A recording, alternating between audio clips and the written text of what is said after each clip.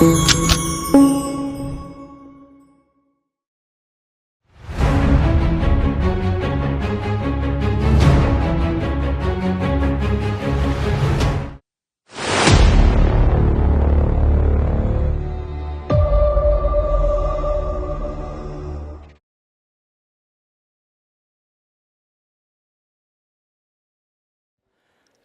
మాతరం.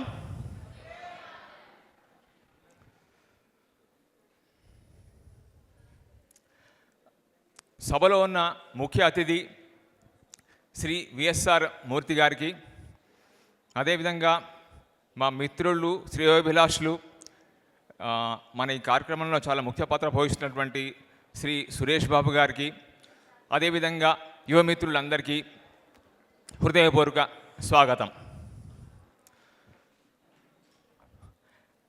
ఇవాళ మీరు ఇక్కడ ఇంతమంది వచ్చారు కదా, దీనికోసం అని చెప్పేసి ఈ ప్రాజెక్టివ్స్ ఎవరైతే ఉన్నారో లాస్ట్ 3 వీక్స్ లోపల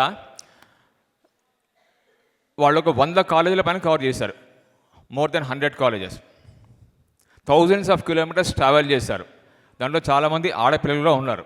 అందులో కొందరు వర్కింగ్ వాళ్ళు ఉంటే వాళ్ళు నైట్ షిఫ్ట్ చేస్తూ కూడా కొంచెం పొద్దున పూట నిద్ర సాక్రిఫైస్ చేసి they travel across Hyderabad outskirts కూడా వెళ్ళారు యాక్చువల్గా. సో ఈ పని చేయడానికి వాళ్ళు చాలా ఎఫర్ట్స్ పెట్టారు. మీరందరూ దానికి రెస్పాండ్ అయ్యి వచ్చినందుకు మీ అందరికీ చాలా thank you so much. Now coming to the topic, మీరందరూ పుష్ప సినిమా చూసుంటారు కదా. ఇందాక ఒక అబ్బాయి పుష్ప డ్యాన్స్ చాలా బాగా చేశాడు, అదర్ కొట్టేశాడు. అయితే మనం పుష్ప సినిమాలో ఒక డైలాగ్ ఉంటుంది, పుష్ప అంటే ఫ్లవర్ అనుకున్నావా ఫైర్ అబ్బా అంటాడు. యాక్చువల్లీ ఆ సినిమాలో హీరో క్యారెక్టర్ అట్లే ఉంటుంది, కానీ అది సినిమా. కానీ నిజ జీవితం లోపల భారతదేశంలో ఒక యోగి, ఒక స్వామి, ఒక అగ్ని స్వరూపంగా వెలుగొందాడు. ఆయన వివేకానంద స్వామి. అంటే ఆ సమయంలో, ఆయన పుట్టిన సమయంలో భారతదేశం లోపల మనం అప్పుడు బానిసత్వంలో ఉన్నాము, బ్రిటిష్ వాళ్ళు మనల్ని పరిపాలిస్తున్నారు. ఎటు చూసినప్పటికీ నిరాశ, నిస్పృహ, నిస్తేజం, నిర్లిప్తత అంటే ఇండిఫరెన్స్, దాంతోపాటు అట్లే ఆత్మన్యూనత, ఇన్ఫీరియారిటీ కాంప్లెక్స్, బలహీనత, ఇటువంటి సిచ్యుయేషన్ ఉంది ఆ టైం లోపల. మనకి ఏం చేయాలో పాల్పోని పరిస్థితిలో ఉన్నాము, చాలా సఫర్ అవుతున్నాము. అటువంటి స్వరూపంలో, అటువంటి సమయం లోపల వీటన్నిటిని దహనం చేయడానికి వచ్చిన ఒక అగ్ని స్వరూపుడు స్వామి వివేకానంద. ఆయన చాలా కృషి చేశారు.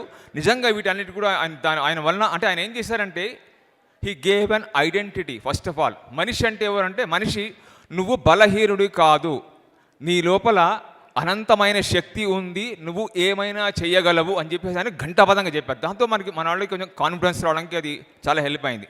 దాంతోపాటు ఒక భారతీయుడిగా ఐడెంటిటీ, ఫస్ట్ ఆఫ్ ఆల్ భారతీయుడు అంటే మనం ఏదో ప్రస్తుతం బానిసత్వంలో ఉండుండొచ్చు కానీ నిజానికి ప్రపంచంలో యూరోప్ కానివ్వండి, అమెరికా కానివ్వండి, ఇవేవి పుట్టకముందే, అవేవి లేకముందే భారతదేశం లోపల చాలా గొప్ప నాగరికత ఉంది.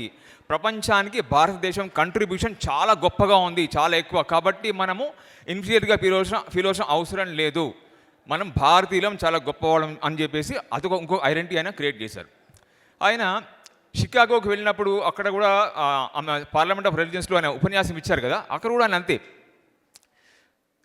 ప్రపంచంలోని అంటే అత్యంత ప్రాచీన యతి సంప్రదాయం నుంచి నేను మీకు నమస్కరిస్తున్నాను, దాని తరఫు నుంచి మీకు నమస్కరిస్తున్నాను అని చెప్తారు. అదేవిధంగా ప్రపంచంలో అన్ని మతాలకు తల్లి అనగు తగినటువంటి సనాతన ధర్మం తరఫు నుంచి నేను మీకు అభివాదాలు తెలియజేస్తున్నాను. ప్రపంచంలో ఎన్నో దేశాల నుంచి జ్యూస్ కానివ్వండి, లేకపోతే పర్షియన్స్ కానీ వాళ్ళని తరిమేస్తే వాళ్ళకి మేము ఆశ్రయం ఇచ్చాము, అటువంటి గొప్ప భారతదేశం తరఫు నుంచి నేను మీకు నమస్కరిస్తున్నాను అని చెప్పేసి ఆయన ఒక భారతదేశం గురించి ఒక మంచి ఐడెంటిటీ అని క్రియేట్ చేశారు. దాని ఎఫెక్ట్ మనకి భారతదేశంలో కూడా మనకి బాగా కనపడింది అనమాట. సో అది ఇంకా మన అందరికీ బాగా చిరపరిచితం, అరైజ్ అవేక్ కదా, అందరం చాలాసార్లు విన్నాం, ఎక్కడ పడితే మనం చూస్తుంటాం. అది యాక్చువల్గా ఉపనిషత్ వాక్యం, అంటే ఉపనిషత్తులో ఉండే ఉత్తిష్టత, జాగ్రత్త అని ఏవైతే దాంట్లో ఉన్న, అది వేరే సందర్భంలో చెప్పిన వాక్యాల్ని మన దేశంలో వాళ్ళని ఇన్స్పైర్ చేయడానికి స్వామీజీ అది తీసుకున్నారు. దానే మనకి ఏంటంటే arise awake, swing in to action, stop not till the goal is reach అని చెప్పేసి పవర్ఫుల్ వర్డ్స్. అది దే వర్క్ రియలీ వెల్. దానివల్ల మనకి అంటే అటువంటి వాటి వల్ల మన దేశంలో గొప్ప స్ఫూర్తి కలిగింది. మీరందరూ కూడా ఛత్రపతి సినిమా చూసుంటారు. ప్రభాస్ సినిమా. దాంట్లో ఒక సీన్ ఉంటుంది, ఒక చిన్న పిల్లవాడు ఉంటాడు, ఆ చిన్న పిల్లవాడిని గుండా ఒకడు రాడ్తో కొట్టేస్తే ఆ పిల్లవాడు పడిపోతాడు. అయితే ఆ పిల్లవాడిని కాపాడడానికి వాళ్ళు రావడానికి భయపడుతూ ఉంటారు. ఆ విలన్ ఏం చేస్తారంటే ఒక ఇట్లా సర్కిల్ గీసేస్తాడు, ఎవరు ఇది దాటి లోపల రాకూడదు, వస్తే మిమ్మల్ని చంపేస్తామంటే అందరూ భయపడుతుంటారు, వాళ్ళ పిల్లవాడే రావడానికి భయపడుతుంటారు. ఆ టైంలో హీరో వస్తాడు, అక్కడికి వచ్చిన తర్వాత పరిస్థితి చూసిన తర్వాత ఒకసారి ఆయన ఏమంటాడంటే ఇంకా ఆవేశంతో ముందుకు వెళ్తుంటాడు, వాళ్ళని ఆపేస్తుంటారు. ఆపేస్తున్న ఆయన ఏమన్నా ఒక్క మాట అంటాడు యాక్చువల్గా, ఇంకా చాలు అంటాడు గట్టిగా, స్టాప్ అని చెప్పేసి. అంటే మనకి ఇది వద్దు, ఇంకా వీక్నెస్ వద్దని చెప్పేసి.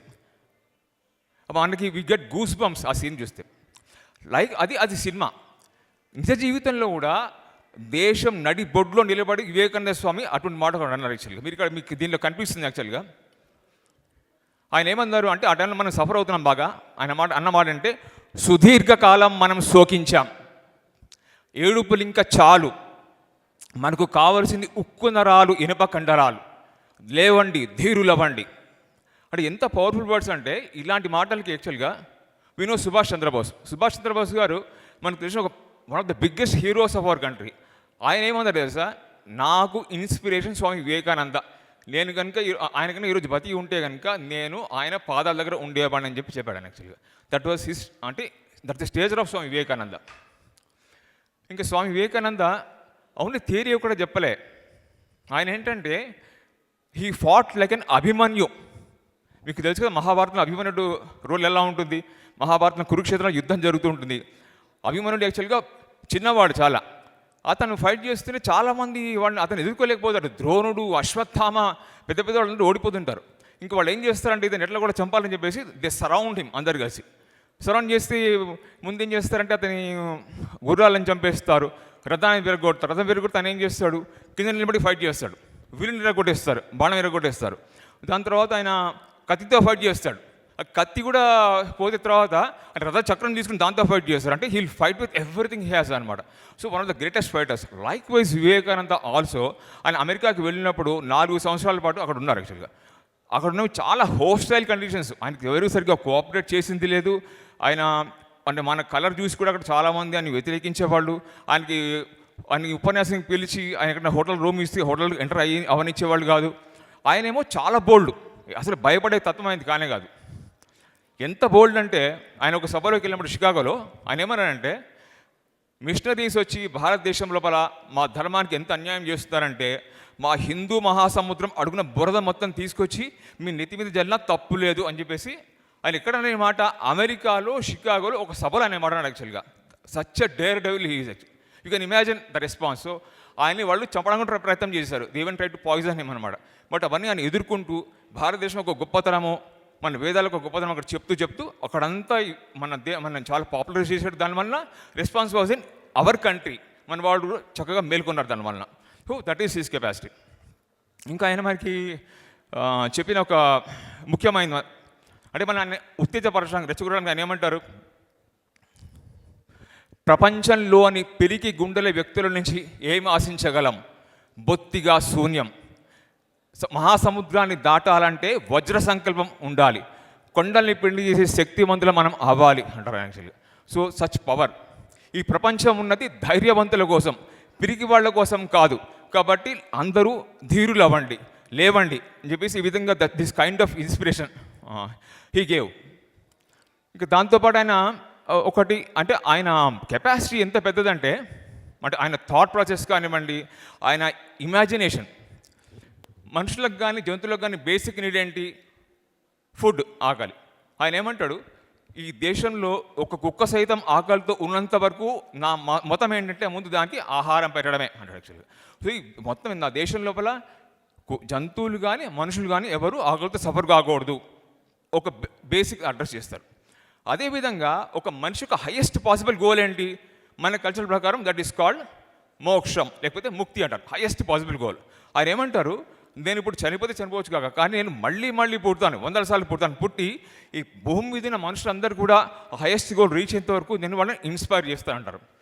కానీ ఇమాజిన్ యాక్చువల్గా అంటే బేసిక్ నీడ్ అడ్రస్ చేస్తూ దాంతోపాటు హైయెస్ట్ పాసిబుల్ గోల్ ఏదైతే మనిషికి ఉందో దానికోసం నేను అందరికీ సేవ చేస్తాను, ఇన్స్పైర్ చేస్తాను.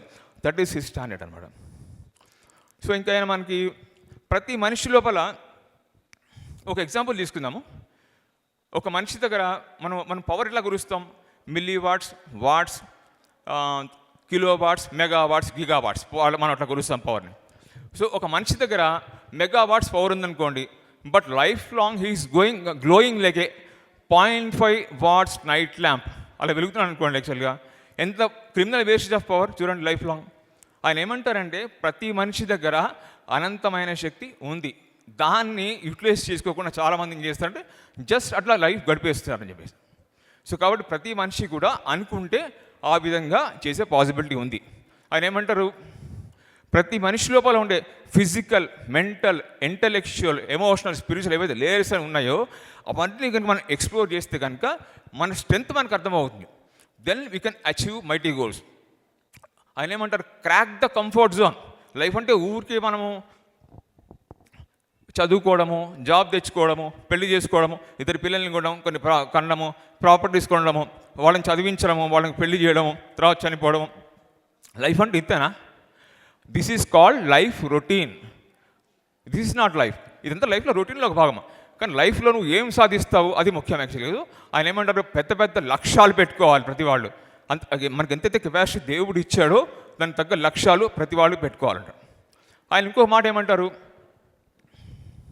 ప్రతి మనిషి కూడా ముఖ్యంగా యువత వాళ్ళ గతం తెలుసుకోవాలి, భారతదేశ గతం తెలుసుకోవాలి. ఎందుకంటే గతం సరిగ్గా తెలుసుకుంటేనే మన భవిష్యత్తుకు సంబంధించిన ఒక పిక్చర్ వస్తుందని అని చెప్తారు. మన గతం గురించి తెలుసుకుంటే మన భవిష్యత్తు ఉజ్వలంగా ఉంటుంది అనే ఆయన మాట వాడతారు. ఆయన మాట ఎందుకన్నారంటే మన దేశం ఎంత గొప్పదంటే ప్రపంచంలో ఫస్ట్ ప్రపంచానికి నాలెడ్జ్ ఇచ్చింది మన కంట్రీయే. Mathematics first foundation decimal system ప్రపంచానికి ఎవరు ఇచ్చారు? మనమే ఇచ్చాం. అదేవిధంగా ఆయుర్వేదం ఉంది. For example, world's first codified medical system is ఆయుర్వేదం. ఇవాళ మనం చూస్తున్నాం యోగా, ప్రపంచమంతా యోగా స్ప్రెడ్ అయింది. యోగా ఎక్కడ పుట్టింది? అది మన దగ్గర పుట్టింది. అట్లా మన కల్చర్ అంతా కూడా, ఫర్ ఎగ్జాంపుల్, మన ఇంటి ముందు ముగ్గేస్తే దాంట్లో సైన్స్ ఉంది, మన ఇంట్లో తులసి చెట్టులో మన సైన్స్ ఉంది, మీరు పెట్టిన బొట్టులో సైన్స్, వేసుకునే గాజుల్లో సైన్స్ ఉంటుంది. అట్లా మనం ఏంటంటే మనం వాడే పసుపులో సైన్స్, మన పండగలు మొత్తం సైన్సే. మనం మామిడాకులు కడితే దాంట్లో సైన్స్ ఉంది, వేపాకుల్లో సైన్స్ ఉంది. అంటే ఒక పర్ఫెక్ట్ సైంటిఫిక్ కల్చర్ మంది. ఇటువంటి బ్యాక్గ్రౌండ్ ప్రపంచంలో ఎక్కడ ఎవరికి లేదు. ఇంకోటి డివినిటీ, దివ్యత్వం. అంటే ఇప్పుడు మన దేశం లోపల కాశ్మీర్ నుంచి తీసుకుంటే కన్యాకుమారి వరకు, ఇటు పక్కన వెస్ట్ నుంచి ఈస్ట్, మనము ఆ గుజరాత్ నుంచి అస్సాం వరకు తీసుకుని కూడా ఎక్కడ చూసినప్పుడు మన దగ్గర చరిత్ర ఎలా ఉంటుందంటే, ఇగో దేవుడు ఇక్కడ పుట్టాడు, ఇక్కడ పెరిగాడు, వీళ్ళతో ఆడుకున్నాడు, ఆయనకి గుడి ఉందని చెప్పి. ఇటువంటి చరిత్ర ప్రపంచంలో ఎవరికి లేదు. దేవుడు ఇక్కడ పుట్టాడు, మాతో కలిసి ఆడుకున్నాడు అని చెప్పి చరిత్ర ఎవరి దగ్గర లేదు. సో అటువంటి మహాపురుషులు, అటువంటి స్టోరీస్ మన దగ్గర ఉన్నాయి, ఆ చరిత్ర మనకుంది. అదేవిధంగా నేను దేవుణ్ణి చూశాను అని చెప్పే దమ్మున్న మగవాళ్ళు ఇక్కడ మాత్రమే ఉన్నారు, గుర్తుపెట్టుకోండి. Only in India they can see, వేరే వాళ్ళు చెప్పలేరు. అలాంటి వాళ్ళు మన దగ్గర కోకొల్లలు చాలామంది ఉన్నారు. సో మన చరిత్ర అంత గొప్పది, గుర్తుపెట్టుకోండి. సో అది మనకు గుర్తు చేస్తారు. ఎందుకు మనం తెలుసుకుంటే మనకి ఏమొస్తుంది? Will get clarity of life and will get a vision, మనం ఏం చేయాలి ఫ్యూచర్లో అని చెప్పేసి. సో అది తెలుసుకోమని చెప్తారు. అయితే ఇప్పుడు మనం అన్ని దాంట్లో కొన్ని విషయాలు మనం మర్చిపోవడం జరిగింది, మనం ఇంకా కొంచెం సఫర్ అవుతున్నాం, మెల్లమెల్లగా పైకి వస్తున్నాం. ఆయన ఏమంటాడు, మనందరం కలిసి మన దేశాన్ని జాగృతం చేయాలి, ప్రపంచం మొత్తాన్ని మనం జాగృతం చేయాలి. కాబట్టి దానికోసం ఏంటి, భారతమాత మన కోసం సిద్ధంగా ఎదురు చూస్తోంది. మనం ఆమెకి తగిన సింహాసనంలో మనం కూర్చోబెట్టవలసిన బాధ్యత మనందరి మీద ఉంది అని చెప్పేసి ఆయన గట్టిగా ఆ విధంగా పిలిపించారు. దానికి స్పందించింది సుభాష్ చంద్రబోస్ కానివ్వండి, లేకపోతే ఆ టైంలో గాంధీజీ గారు కానివ్వండి, అరబిందో గారు కానివ్వండి, రవీంద్రనాథ్ ఠాగూర్, రాజాజీ గారు, ఇట్లా ఎంతో ప్రతి వాళ్ళు కూడా ఆయనతో చాలా ఇన్స్పిరేషన్ పొందడం జరిగిందనమాట. ఆ గొప్ప వాళ్ళతో పాటు మా ప్రొయాక్టివ్స్ ఎవరైతే ఉన్నారో ఇక్కడ ఉన్న వీళ్ళందరూ కూడా they got tremendously inspired by Swami Vivekananda. ప్రతి వాళ్ళ లోపల ఆ ఫైర్ ఉంది కాబట్టి ఇవాళ ఈ ప్రోగ్రామ్ జరుగుతుంది, గుర్తుపెట్టుకోండి. This is happening because of only the fire in these people. So we are really proud of these proactives. Small round of applause for these people.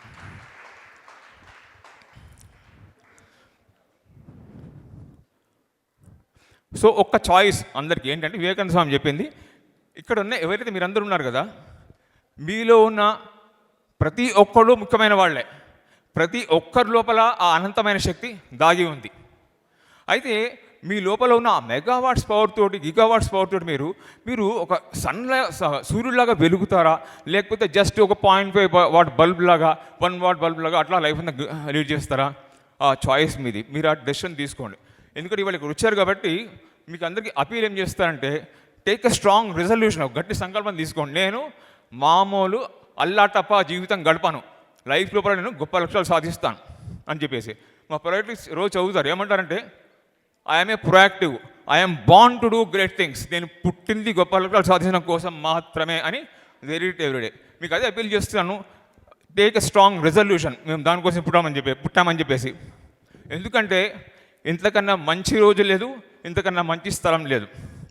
జై వివేకానంద.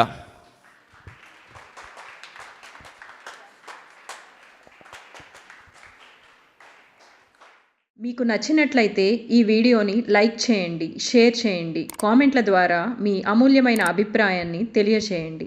మరిన్ని వీడియోల కోసం మా ఛానల్ని సబ్స్క్రైబ్ చేయండి. నోటిఫికేషన్ కోసం బెల్ ఐకాన్ని క్లిక్ చేయండి.